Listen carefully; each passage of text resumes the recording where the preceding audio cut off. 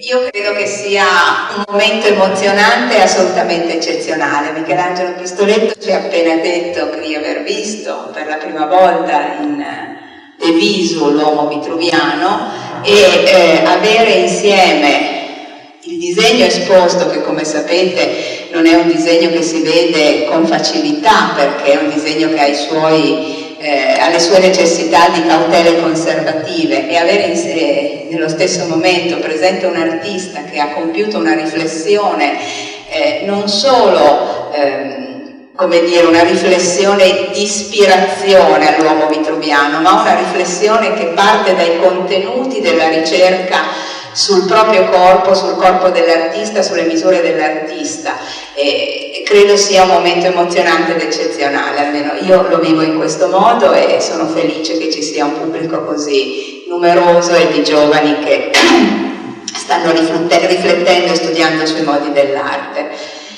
La dottoressa Perissa ha dato un quadro della complessità di questo disegno. Io in poche parole vi voglio dire quello che mi sembra che questo disegno esprima.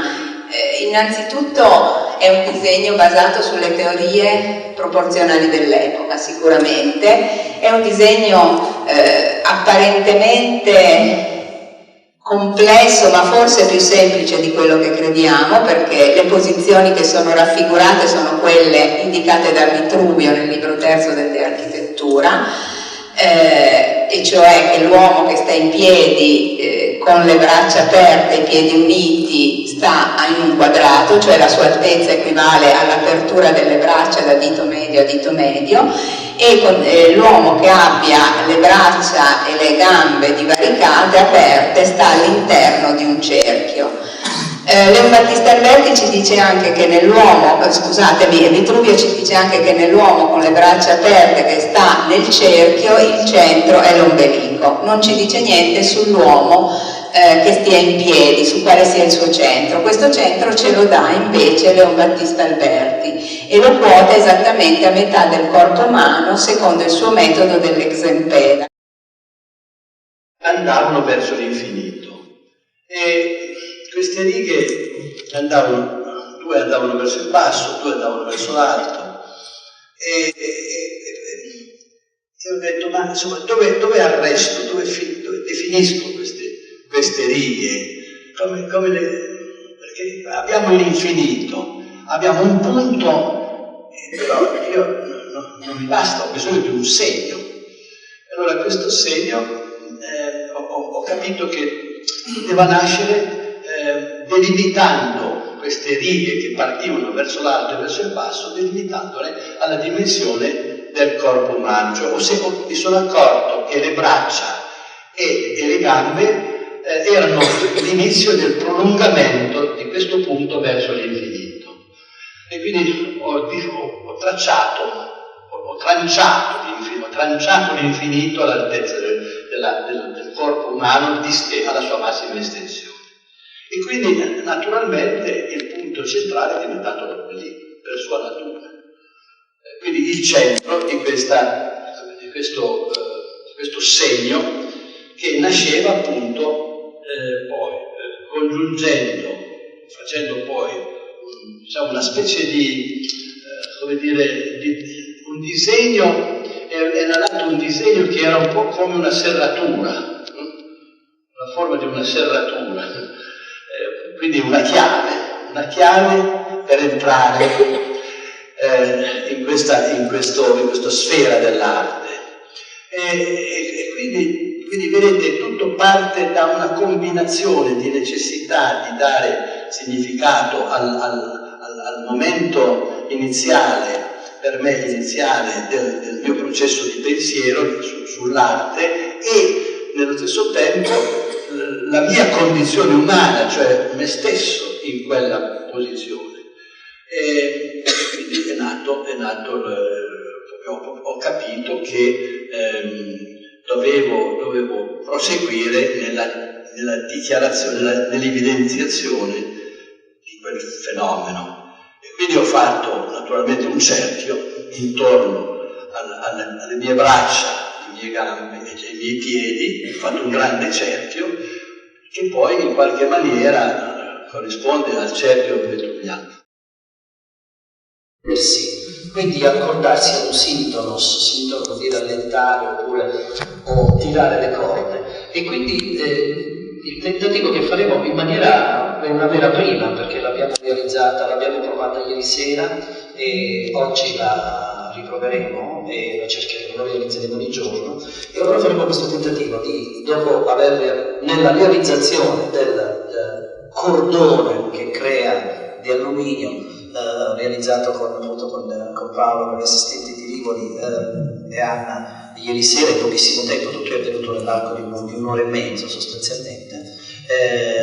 In questo svolgimento diciamo che proveremo questo cordone, che diventa anche corda poi in fondo nel prendere la sua forma, proveremo ad attivarlo con una cordatura che prevede dei ragazzi appunto che suonano, e forse spieghiamo anche velocemente. L'idea è quella di creare una relazione tra il centro di queste tre forme, i tre paradisi, dove ci sono tre figure femminili, con il coro che sta intorno, che sta nel chiostro, che ha coperto. E quindi la situazione è molto dinamica, molto nuova, perché ieri sera eravamo all'imbrunire, a buio, in un silenzio assoluto, ma oggi saremo, credo, anche un po' nel caos giusto, perché all'Accademia il martedì è la giornata di piena attività, di cui molti probabilmente non sanno neanche, si troveranno ad entrare in questo tentativo di questa cordatura del paradiso, in questo terzo paradiso di Michelangelo Pistoletto, senza saperlo, e magari chissà, diciamo, si avvia questa consapevolezza a cui, diciamo, diventa quasi profetica, un'idea profetica. Quindi io ringrazierei davvero per l'insegnamento straordinario nella sostanza e nel metodo anche, grazie a Paolo, proprio nel seguire i processi. E questo credo che sia vitale per la maggior parte del pubblico di oggi, che sono tutti studenti, ragazzi, studenti artisti, come hai detto tu. Quindi grazie mille, Michelangelo, spero che la cordatura ti...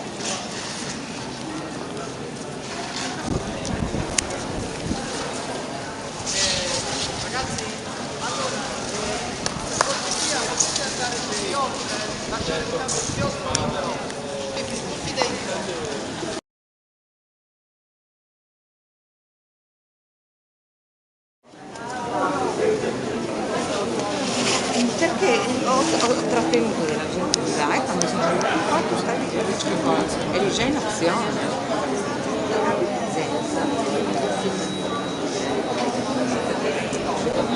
Sei abbastanza intelligente per avere casa senso, perché è entrata e quindi ce l'abbiamo. C'è questa cosa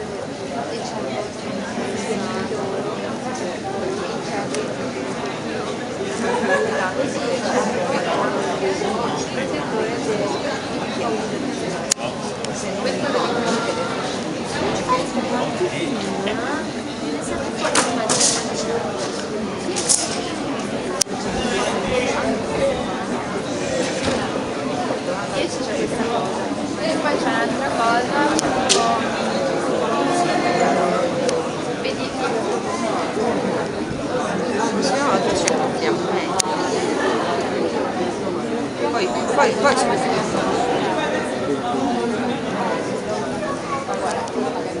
ma se ci siamo parlati sotto sta, quelle che lasciamo qui da noi, eravamo sotto, poi sono uscite.